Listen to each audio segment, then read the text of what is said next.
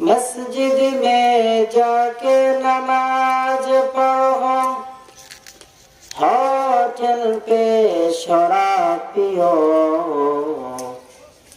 मस्जिद में जाके नमाज पढ़ो, होटल पे शराब पियो,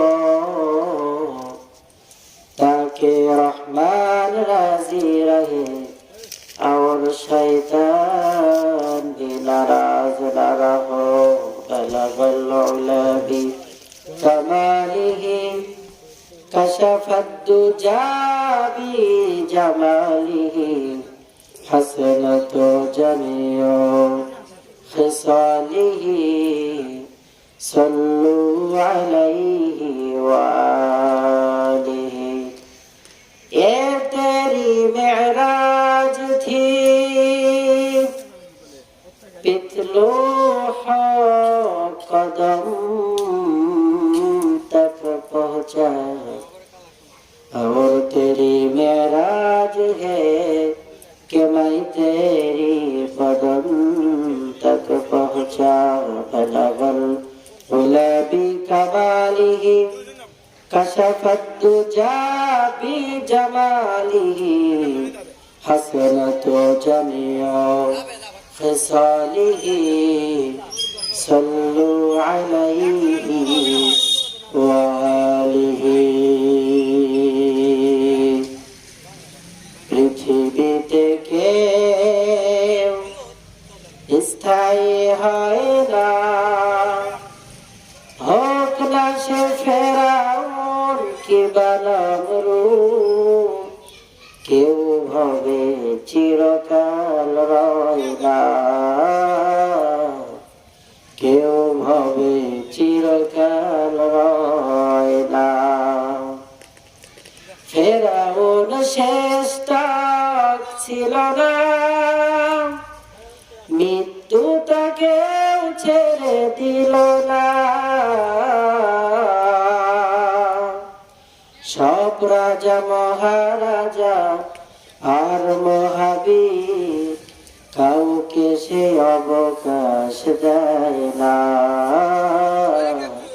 কাউকে সে অবকাশ দেয় না। পৃথিবীতে কেউ স্থায়ী হয় না, হোক না সে ফেরাউন কিংবা নমরুদ, কেউ হবে চিরকাল রয় না।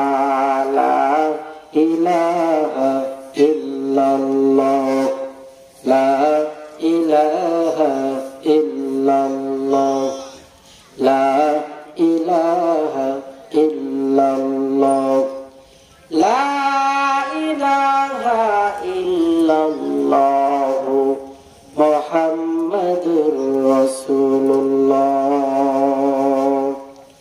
আলহামদুলিল্লাহ। হাটগাড়ি উত্তর ভারত আলভট্টি বাইতুন নূর জামে মসজিদ ও ফুরকানিয়া মাদ্রাসার উন্নয়ন কল্পে আজকের এই মাহফিল, আল্লাহ পাক শেষ পর্যন্ত মাহফিলকে নিরাপত্তার সহিত কবুল করুন, সকলেই বলে আমিন। আজকে এত বড় বিশাল আয়োজনই বলা যেতে পারে। আজকের এই আয়োজন তখনই সফল হবে যখন আমরা মাহফিলকে সফল করার লক্ষ্যে সবাই একতাবদ্ধ হয়ে মাহফিল স্টেজ ও প্যান্ডেলে এসে ভরপুর কামিয়াবি করব। তাছাড়া শুধু মাইক বাজবে, বক্তা সাহেবরা ওয়াজ করানো হাদিস থেকে কথা বলবে, সামনে কেউ নেই, এ মাহফিল দিয়ে কোনো ফায়দা নেই। মাহফিলে যারা আসে তাদের অনেক ফায়দা আছে। এর মধ্যে যে ব্যক্তি মাহফিলে পায়ে হেঁটে হেঁটে আসবে, আল্লাহ পাক প্রত্যেকটা কদমের বিনিময়ে একটি করে নেকি লিখে দেন এবং একটি করে গুনাহ মাফ করে দেন। এবং যতক্ষণ পর্যন্ত এই স্টেজে থাকা হবে, জান্নাতের বাগানে বসে থাকবে কোনো মানুষ, ততক্ষণ পর্যন্ত সমস্ত প্রকার গুনাহ থেকে মাহফুজ তথা হেফাজতে থাকবে। যতক্ষণ এখানে থাকা হবে প্রত্যেকটা সময় অনবরত বিরতিহীন ভাবে তার আমলনামার মধ্যে সব লিখতেই থাকা হবে। মাহফিলে আসলে আরো একটি উপকার, সেটা হলো দ্বীন ইলম আল্লাহ পাক তার অন্তরের মধ্যে নিজ কুদরতি হাত দ্বারা ঢেলে দেন। আর এই দ্বীন ইলম অনুযায়ী কোনো ব্যক্তি যদি আমল করতে পারে তাহলে সে আল্লাহ পাকের বহুবিধ নাজ নিয়ামতের জায়গা জান্নাতের মধ্যে দাখিল হয়ে যাবে। সুবহানাল্লাহি ওয়া বিহামদিহি। এজন্য কোন মাহফিলের কোন কথা, কোন সমাবেশের কোন কথা, কোন দ্বীনি মাজলিসের কোন কথা আমার আপনার জন্য হেদায়েত ডেকে আনবে এটা বলা যায় না। হয়তোবা আপনি এখানে আসলেন, এমন কিছু কথা আল্লাহ পাক বলনেওয়ালার জবান দিয়ে বের করে দিল যেটা আমার আপনার জন্য হেদায়েতের পাথে হয়ে গেল। যুগ শ্রেষ্ঠ আলেম দ্বীন আব্দুল্লাহ ইবনে মুবারক এত বড় একজন বুজুর্গ যে হাদিসের পরতে পরতে আব্দুল্লাহ ইবনে মুবারকের নাম পাওয়া যায়। কিন্তু এই আব্দুল্লাহ ইবনে মুবারক এমন একটা সময় ছিল সে একেবারেই গুনাহের মধ্যে নিমজ্জিত ছিল। কিন্তু আব্দুল্লাহ ইবনে মুবারক একদিনই মজলিসের পাশ দিয়ে যাইতেছেন, তো সঙ্গে সঙ্গে তার কানের ভেতরে চলে আসলো যে কোন ব্যক্তি যদি আল্লাহকে পাওয়ার জন্য এক কদম সামনে অগ্রসর হয়, আল্লাহ পাক তার দিকে 10 কদম অগ্রসর হয়। সুবহানাল্লাহ।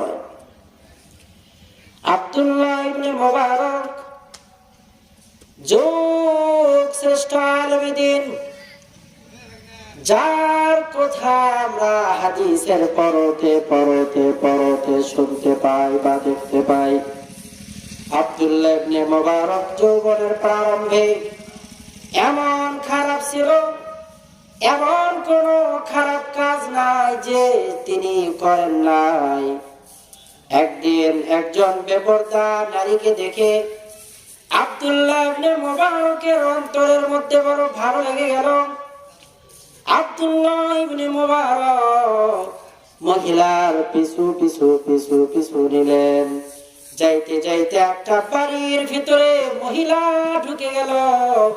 আব্দুল্লাহ ইবনে মুবারক বাড়ির বাহিরে দাঁড়িয়ে রইলেন।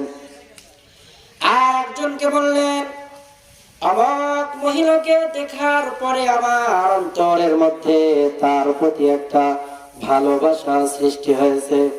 মহিলা ডাক দিয়ে বলল, মুবারক, আজকে দেখা করার মতো কোনো সুযোগ নাই, আমাকে যদি কিছু রুপিয়া দেন তাহলে আপনার সঙ্গে আগামীকাল দেখা করাবো। অমুক জায়গায় দুপুর বেলা বা বিকেল বেলা আপনি দাঁড়িয়ে রইবেন, আমি আমার বান্ধবীর নিয়ে আপনার সঙ্গে মোলাকাত করার জন্য যাব। আব্দুল্লাহ ইবনে মুবারক মনের মানুষকে পাওয়ার জন্য বড় ব্যাকুল হইয়া অমুক জায়গায় চলে গেলেন। দুপুর পেরিয়ে যায়, বিকাল পেরিয়ে যায়, রাত অন্ধকার হয়ে যায়। পরের দিন সকাল বেলা আব্দুল্লাহ ইবনে মুবারক অচেতন হয়ে পড়ে আছে, কারণ সারা রাত ঘুম জাগা। সকাল বেলা একজন আব্দুল্লাহ ইবনে মুবারকের কিনারা দিয়ে যায় আর ডাক দিয়ে বলে, মুবারক, তোমার আজকে এই অবস্থা কেন? বলে, আজকে আমি একজন দুনিয়াদার মহিলাকে পাওয়ার জন্য গতকাল দুপুর থেকে আজকে সকাল পর্যন্ত এখানে অপেক্ষা করলাম, আমার সঙ্গে তো দেখা দিলই না, আমার সঙ্গে প্রতারণা করলো। যুবক সঙ্গে সঙ্গে ডাক দিয়ে বলল, মুবারক, আল্লাহর সৃষ্টির পিছনে না ছুটিয়া তুমি আল্লাহর দিকে ছুটতে থাকো। তুমি আল্লাহ পাকের হয়ে যাও, দুনিয়ার সব কিছু তোমার হয়ে যাবে। তুমি খালেকের পায়ে সিজদা লাগিয়ে দাও, তুমি খালেকের আনুগত্য করো। গোটা দুনিয়া সব কিছুকে আল্লাহ পাক রব্বুল আলামিন মানুষের জন্য বানিয়েছেন, আর মানুষকে আল্লাহ পাক রব্বুল আলামিন শুধুমাত্র আল্লাহ পাকের ইবাদতের জন্যই বানিয়েছেন। আল্লাহ রব্বুল আলামিন দুনিয়াতে যা যা কিছু সৃষ্টি করেছেন, আল্লাহ পাক জুমার দিন মানুষকে সৃষ্টি করেছেন, বাবা আদমকে সৃষ্টি করেছেন। শনিবারের দিন আল্লাহ পাক রব্বুল আলামিন জমিন সৃষ্টি করেছেন। রবিবারের দিন আল্লাহ পাক রব্বুল আলামিন পাহাড় পর্বতগুলো সৃষ্টি করেছেন। সোমবারের দিন আল্লাহ পাক রব্বুল আলামিন সমস্ত গাছপালা সৃষ্টি করেছেন। মঙ্গলবারের দিন আল্লাহ পাক সমস্ত খারাপি, সমস্ত বিপদাপদ সৃষ্টি করেছেন। বুধবারের দিন আল্লাহ পাকের নূর বানিয়েছেন। বৃহস্পতিবারের দিন আল্লাহ পাক রব্বুল আলামিন সমস্ত পশু পাখিকে বানিয়েছেন। আল্লাহ পাক জানিয়ে দেয়, মানুষ দুনিয়ার সব কিছুরে আমি আল্লাহ তাআলা তোদের জন্য বানাইলাম, আর তোদেরকে আমি রব আমার ইবাদতের জন্য বানালাম। হাকিকত সে তু দুনিয়া বেখবর হায়, দুনিয়া কি নুমাইশ পর নজর হায়। নমি গোয়াম কে আজ দুনিয়া জুদা বাস, বাহার কারে কে বাসি বা খুদা বাস। চিস্তে দুনিয়া আজ খুদা গাফিল বুদান, কমা শুন তোরা ফর জিন্দোজা। আমার ভাইরা, আরে মুমিন, ভালো মতো খেয়াল করতে হবে। আব্দুল্লাহ ইবনে মুবারক জাগিয়ে গেলেন। এবার আব্দুল্লাহ ইবনে মুবারক ওই রকম একটা জাহিলি অবস্থায় দৌড় মারলেন দ্বীনের মাজলিসে। যাওয়ার পরে মর্জন করলেন। তৎকালীন ওই বাগদাদের মধ্যে সবচেয়ে দ্বীনি শিক্ষা প্রতিষ্ঠান, বড় শিক্ষা প্রতিষ্ঠানের দায়িত্বপ্রাপ্ত হাদিসের দর্শ দেন মুহাদ্দিস আব্দুল্লাহ ইবনে মুবারক। যেই দ্বীনি শিক্ষা প্রতিষ্ঠানের মধ্যে ৮০,০০০ ছাত্র, আব্দুল্লাহ ইবনে মুবারক দর্শ দিলেন। বৃহস্পতিবারের দিন মাদ্রাসা আসরের নামাজের সময় ছুটি হয়ে গেল। আব্দুল্লাহ ইবনে মুবারকের দ্বীনি শিক্ষা প্রতিষ্ঠান বাদশাহ হারুন আর রশিদের ওই বিশাল অট্টালিকার পাশে, বিশাল রাজ দরবারের পাশে। বাদশাহ হারুন আর রশিদের স্ত্রী জুবাইদা উপরের তলাতে ঘুমাইতেছেন। বাদশাহ হারুন আর রশিদ রাজ্যের কাজে দামেস্কে সফরের মধ্যে আছেন। ইতিমধ্যে আসরের নামাজ পার হয়ে গেল। আব্দুল্লাহ ইবনে মুবারকের মাদ্রাসা ছুটি ঘোষণা হয়ে গেল। সবাই রাস্তা দিয়ে যায়, হারুন আর রশিদের রাজপ্রাসাদের পাশ দিয়ে যায়, আর কোরআনের তেলাওয়াত করে, আর হাদিসের বাণীগুলো জবান দিয়ে পাঠ করে।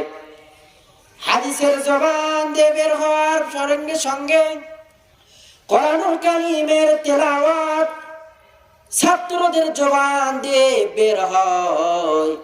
জুবাইদার ঘুম ভেঙে গেছে। খাদেমকে ডাক দিয়ে বলে, খাদেম, কারা আওয়াজ করলো আর তার আওয়াজের কারণে আমার ঘুমটা ভেঙে গেল? বলে, আব্দুল্লাহ ইবনে মুবারকের মাদ্রাসা আজকে ছুটি হয়েছে, তাদের পায়ের আওয়াজ এবং কোরআনের তেলাওয়াতের আওয়াজে আপনার ঘুম ভাঙলো। জুবাইদার মেজাজ বড় খারাপ হয়ে গেছে।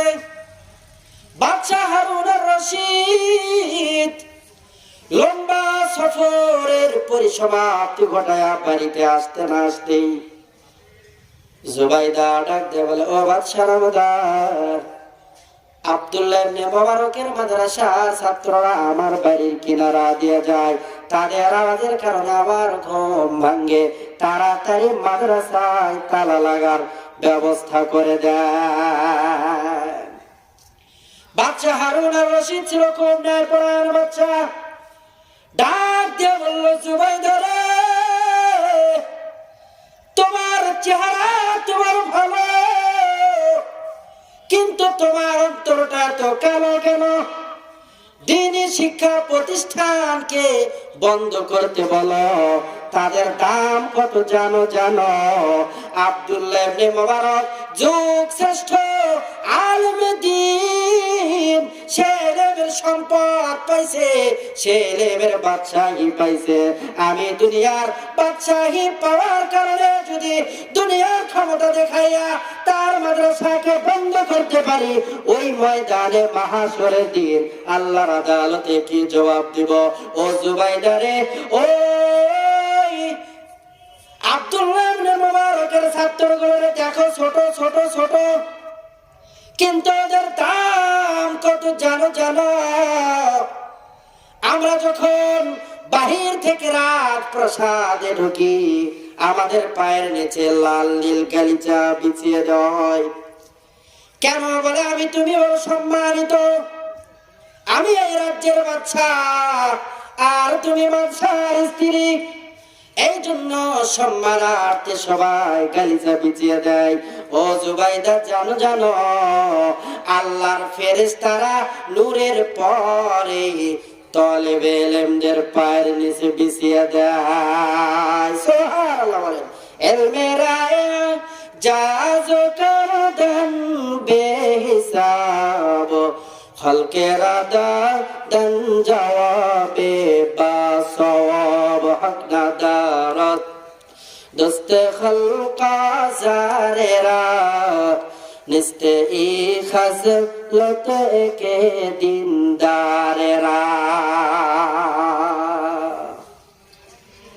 আমি বাদশা হারুন আর রশিদ ওই আব্দুল্লাহ ইবনে মুবারকের মাদ্রাসার কারণে আমি আমার চক্ষু দিয়ে, আল্লাহ প্রদত্ত চক্ষু দিয়ে দেখতে পাই যে আমার পুরা রাজ্যের মধ্যে আল্লাহ পাক রব্বুল আলামিন ওই মাদ্রাসার কারণে আর তালিবুল ইলমদের কারণে আমার পুরা রাজ্যের উপরে আল্লাহ পাকের পক্ষ থেকে সকিনা নাজিল হয়। সুবহানাল্লাহ বলে। ও জুবাইদা শোনো, শুধু তাই নয়, একজন তালিবুল ইলম যখন একটা কবরের পাশ দিয়ে হেঁটে যায়, ওই কবরে যদি আযাব হয়, 40 দিন পর্যন্ত তালিবুল ইলমের পায়ের সংস্পর্শের কারণে, একটা আলেমের সংস্পর্শের কারণে একটা আলেম তালিবুল ইলম কবরের পাশ দিয়ে যাবে, তো 40 দিন পর্যন্ত আল্লাহ পাক ডাক দিয়ে বলে, জাহান্নামের ফেরেশতারা রে, 40 দিন পর্যন্ত খবরদার ওই কবরে আযাব দিবি না। কবরের পাশে দিয়ে হেঁটে গেলে যদি কবরওয়ালার এইরকম পরিস্থিতি হয়, একজন আলেমের কেমন দাম? জান্নাত বহুবিধ নাজ নিয়ামতের জায়গা। ওই জান্নাতের মধ্যে আল্লাহ তাআলা স্পেশাল একটা শহর বানাবেন, শহরে তুবা। এই শহরে তুবার মধ্যে আল্লাহ পাক রব্বুল আলামিন ভিন্ন জমরত ইয়াকুত পাথর দ্বারা, মরমর পাথর দ্বারা আলাদা একটা শহর করবে, ভিআইপি শহর। আমার বাড়ির মধ্যে সুন্দর করে বাড়ি করি, আলাদা গেস্ট বসানোর জন্য আলাদা ভিআইপি একটা ঘর করি কিনা, খুব স্পেশাল ভাবে আল্লাহ পাক রব্বুল আলামিন ওই জান্নাতের মধ্যে আলাদা একটা শহর করবেন, শহরে তুবা। শহরে তুবাতে ঢোকার জন্য, মূল কামরায় ঢোকার জন্য আল্লাহ পাক রব্বুল আলামিন ৭০,০০০ দরওয়াজা রাখবেন। চতুর্দিক থেকে দরওয়াজা এরকম নয়, একটার পর একটা দরজা, প্রত্যেকটা দরওয়াজার সামনে আল্লাহ পাক রব্বুল আলামিন ৭০,০০০ ফেরেশতা হাফেজ সাহেবকে আলেমকে সুস্বাগতম জানানোর জন্য আল্লাহ পাক প্রত্যেকটা ফেরেশতার হাতে জান্নাতের ফুল মণিমুক্তা দ্বারা মালা দিয়া ওই গেটে দাঁড়িয়ে রাখবে। হাফেজ সাহেব যাবে, আলেম যাবে, তাদের মাথার মধ্যে ওই মালা পরিধান করায়া দিবে। তবে আলেমের মতো আলেম হতে হবে। এমন আলেম দেশে আছে যাদের কারণে ভিন্ন আলেমেরও বড় দুর্নাম হয়ে যায়। ওই সাইনবোর্ডের কোনো দাম নাই, সাইনবোর্ড লাগায়া দুনিয়ার মানুষকে ধোঁকা দেওয়া যায়, আল্লাহ পাককে ধোঁকা দেওয়ার কোনো রাস্তা নাই। কথা বলেন ঠিক কিনা? যে যত বড় আলেম তার সঙ্গে তত বড় আলেম, আলেম শয়তান। শয়তান এত বড় আলেম, মুআল্লিমুল মালায়েকা, ফেরেশতাদের শিক্ষক। শয়তানের চাইতে বড় জাননেওয়ালা পুরো ফেরেশতাদের মধ্যেও কেউ ছিল না। তবে আলেমের মতো আলেম হইতে হবে যে আলেমকে দেখলে জান্নাতের কথা মনে হয়, যে আলেমকে দেখলে দুনিয়ার সব কিছু বাদ দিয়ে আখিরাতের কথা মনে হয়, আলেমকে দেখলে ভালো লাগে। আলেমের দিকে তাকানো মানে নবীর দিকে তাকানো। তবে আলেমের মতো আলেম হতে হবে, মুখে দাড়ি থাকতে হবে, পরিধানে সুন্নতি লেবাস থাকতে হবে, সুন্নত তরিকায় চুল থাকতে হবে। এমন আলেম নামের জালেম সমাজ আছে যাদের মুখে দাড়ি নাই। এমন আলেম আছে যাদের পোশাকে সুন্নতি পোশাক নাই, মাথার চুল খড়ার মতো বড় বড়। স্পষ্ট ভাষায় বলতে চাই, এরা যদি আলেম হয় তাহলে জগতে জালেমকে কথা বল ঠিক কিনা? যে আলেম হবে তার চাহনিটাই থাকবে অন্যরকম, সে হবে বিনয়ী। আমার ভাইরা, ৭০,০০০ দরওয়াজা পেরিয়ে যাবে, শেষের দরওয়াজাতে ৪৯০ কোটি ফেরেশতা দাঁড়িয়ে রইবে। একজন হাফেজ সাহেবকে, আলেম দিনদার মুত্তাকি আলেমকে শেষের দরওয়াজায় ৪৯০ কোটি ফেরেশতারা নূরের মালা পরিধান করায়া দিবে। এত সম্মান হবে। আলেমের কারণে যদি কবরবাসীর কবরের আযাব ৪০ দিন মাফ হয়ে যায়, আল্লাহ পাক রব্বুল আলামিন ওই আসমান থেকে আমার পয়গম্বর জনাবে মুহাম্মদুর রাসূলুল্লাহ সালাম জানিয়েছেন। আর একটা জিনিসকে সালাম জানিয়েছেন, সেই জিনিসের নাম হলো পেট, মায়ের পেট। যেই পেটের সন্তান আলেম এবং হাফেজ হয়, আল্লাহ পাকের সালাম ওই সমস্ত মার পেটকে। আল্লাহ পাকের সালাম ওই সমস্ত মার পেটকে যারা তাদের গর্ভে হাফেজ আর আলেমকে স্থান দিয়েছিল। এজন্য আসুন আমার ভাইরা, বলতেছিলাম যোগ শ্রেষ্ঠ আব্দুল্লাহ ইবনে মুবারক তার খাদেম ডাক দিয়ে বলে, আমি আমার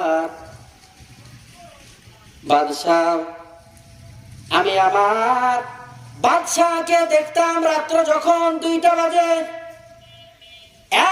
এক পেয়ালা পানি নিয়ে সুন্দর একটা ঘরের দরওয়াজার পাশে রাখে। আমি একদিন জিজ্ঞাসা করলাম, ও বাদশাহ হারুন আর রশিদ, আপনি প্রত্যেকটা দিন ওই সুন্দর ঘরের কিনারায় এক পেয়ালা পানি রাখেন কেন? বাদশাহ হারুন আর রশিদ ডাক দিয়া বলে, ওটা আমার পাওয়ার হাউস। ওই হাউসে যদি আমি পানি না রাখি তাহলে আমার দুনিয়া আখিরাত সব অন্ধকার। খাদেম ডাকতে বলল, বাচ্চা ঘটনা বুঝি না, স্পষ্ট করে দেন। বাদশাহ হারুন আর রশিদ ডাক দেয়া বলে, ওই ঘরে আমার মা থাকে রে, আমার মা হলো আমার জন্য পাওয়ার হাউস, দুনিয়ার পাওয়ার হাউস। মইপুরের পাওয়ার হাউসে যদি সমস্যা হয় তাহলে পুরো এলাকায় কারেন্ট তো থাকতেই পারে না, কথা কোন ঠিক কিনা? পাওয়ার হাউস ঠিক করতে হবে, এরপরে এলাকায় কারেন্টের আশা করা যায়। সন্তানের পাওয়ার হাউস হলো মা। সন্তান যদি প্রতিষ্ঠিত হতে চায় তাহলে মা নামক পাওয়ার হাউসটা ঠিক করতে হবে। আর একজনের কথা খুব মনে পড়ে যায়, তাফসীর জগতের সম্রাট আল্লামা দেলোয়ার হোসেন সাইদি কোন এক বয়ানে বলেছিল, আমার এই ময়দানে, আমার এই চেয়ারে বসে তাফসীর করার কোনো যোগ্যতা নাই, কিন্তু আমি বিশ্বাস করি আমি সাইদি কোরআনুল কারীমের এক আয়াত সূরা ফাতিহা নিয়ে শুধু যত তাফসীর করেছি, এটা আমি সাইদিকে যদি পরে বলা হয় তাফসীর করেন, আমার পক্ষে বলা সম্ভব নয়। তিনি বলেছিল এটা ভিন্ন আর কারো দোয়ার ফসল নয়, এটা আমার মার দোয়ার ফসল।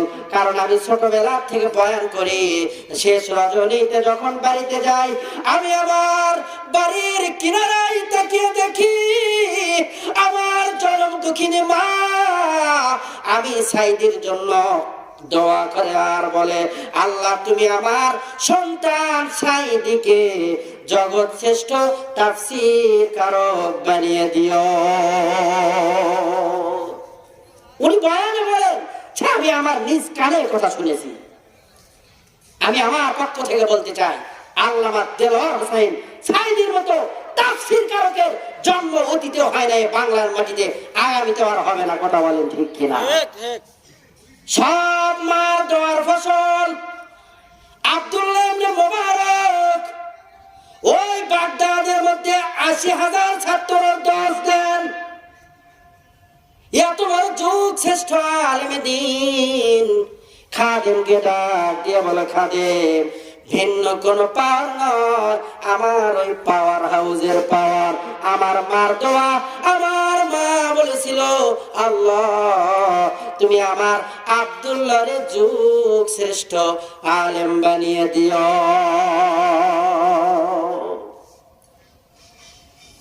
আল্লাহ রাব্বুল আলামিন তিন ব্যক্তির দিকে নেক নজরে তাকান। এক নাম্বার, যারা সময় মতো ওয়াক্ত অনুযায়ী নামাজ আদায় করে, ইন্নাস সালাতা কানাত আলাল মুমিনিনা কিতাবাম মাওকুতা। যারা সময় মতো ওয়াক্ত মতো নামাজ আদায় করে আল্লাহ পাক তাদের দিকে নেক নজরে তাকান। আবার যারা জিহাদের ময়দানে জিহাদ ফিসাবিলিল্লাহ আল্লাহর রাস্তায় জিহাদ করে আল্লাহ পাক তাদের দিকে নেক নজরে তাকান। আরো একজনের দিকে নেক নজরে তাকান, যারা তার মা বাবার খিদমত করে, কথা কোন ঠিক কিনা? আজকে হাজারো কোটি টাকা কামাই করি, ভালো মতো শুনে রাখো, যারা মার সঙ্গে বেয়াদবি করবে, মা বাবার সঙ্গে অসৎ আচরণ করবে, লক্ষ কোটি টাকা কামাই করতে পারে, আমার কামাইয়ের ভিতরে বরকত থাকবে না। হাই হুতাশ, টের পান না যে কেন কেন? মূলে ঘটনা খারাপ, এই জন্য আপনার টাকা পয়সার পাহাড়, সংসারে শান্তি নাই। যে ব্যক্তি মা বাবার সঙ্গে বেয়াদবি করবে ওই ব্যক্তি দুনিয়াতে লাঞ্ছিত আর বঞ্চিত হবে। তার চাইতে বড় অপমানিত আর দুনিয়ার মধ্যে কেউ নাই। খেয়াল করে দেখবেন, অনেক মানুষ সমাজের মধ্যে ভালো চলতো, এখন ভালো চলে না। অনেক মানুষ সমাজের মধ্যে লক্ষ কোটি টাকার মালিক ছিল, একটা সময় ইলিশ মাছ ছাড়া আগে ভাতই খাইতো না। বাড়ির পার্শ্ব দিয়ে গেলেই ইলিশ মাছের গন্ধ পাওয়া যায়, তো কথা কোন ঠিক কিনা? সেই ইলিশও আর নাই, সেরকম মানুষ আর দুনিয়াতে নাই। আজকে তারা ভিক্ষা করে খায়, কারণটা কি? সম্পদের সঙ্গে সৎ আচরণ করে নাই। যেই সম্পদ আল্লাহ তাআলা বলেছে হিসাব করে করে যাকাত দিবি 40 ভাগের 1 ভাগ।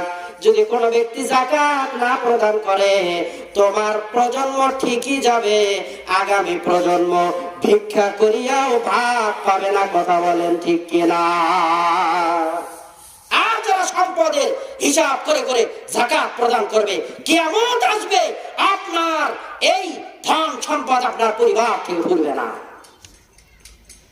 এজন্য ভাইরা আমার, আবার যে ব্যক্তি মা বাবার সঙ্গে অসদাচরণ করবে, আল্লাহ পাক রব্বুল আলামিন সবচেয়ে বড় ধরা যেদিন ধরবে, মৃত্যুর সময় কালেমা নসিব হবে না।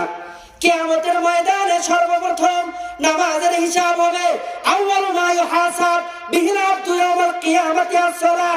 নামাজের হিসাব হয়ে যাবে তো বান্দা জান্নাতের দিকে যাইতে থাকবে। ডাকতে বলবে, তারা বিরুল ওয়ালিদাইন, পিতা মাতার হক আদায় করেছো কিনা বল। নামাজ দিয়ে জান্নাত নেয়। আল্লাহ পাকের হাবিবের সাহাবী আলকামা রাসূলের সঙ্গে জিহাদ করত, রাসূলের পিছনে নামাজ আদায় করত, হজ করত, যাকাত দিত, মৃত্যুর সময় কালেমা নসিব হয় না। কি ব্যাপার? আল্লাহর হাবিব বললেন, গোড়াতে পেঁয়াজ লাগছে, তাড়াতাড়ি মাকে ডাক দাও। ও মা, আপনার সঙ্গে আলকামার কোনো খারাপ ব্যবহার করে নাকি? মা বলে, আলকামা সব করে, নামাজ পড়ে, রোজা রাখে, হজ করে, যাকাত দেয়, আপনার সঙ্গে জিহাদে যায়, তার পার পাওয়ার কোনো রাস্তা নাই, সে আমি মার সঙ্গে বেয়াদবি করে। আল্লাহর হাবিব বলল, তাড়াতাড়ি আগুন ধরাও, আলকামারে ওই জাহান্নামের আগুনেতে জ্বলানোর আগে আমি পয়গম্বর দুনিয়ার আগুনে পুড়িয়ে শেষ করে দিতে চাই। বেলাল রাদিয়াল্লাহু তাআলা আনহু আগুনে পড়ার জন্য খড়ি নিয়ে আসেন, আগুন জ্বালাইলেন। এবার মা বললেন, আমি আমার সন্তানকে ক্ষমা করে দিলাম। সঙ্গে সঙ্গে আলকামা বলে, লা ইলাহা ইল্লাল্লাহু মুহাম্মাদুর রাসূলুল্লাহ।